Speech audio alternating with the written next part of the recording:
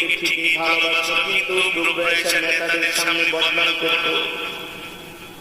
এমন অসংখ্য যুবক নবী মক্কা থেকে হিজরত করে মদিনায় চলে গেছে। অনেক যুবক পরে মদিনায় চলে গিয়ে নবীর হাতে হাত রেখে কালেমা পড়ে মুসলমান হয়ে গিয়েছে।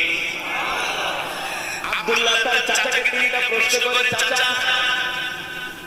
আপনি আমার বাবার মতো, আমি আপনার সাথে কোনো বেয়াদবি করব না, তিনটা প্রশ্নের উত্তর দেন। নাম্বার 1, বাবা চাচা আপনি বলেন মুহাম্মদ ইবনে আব্দুল্লাহকে আপনার কাছে কেমন লাগে?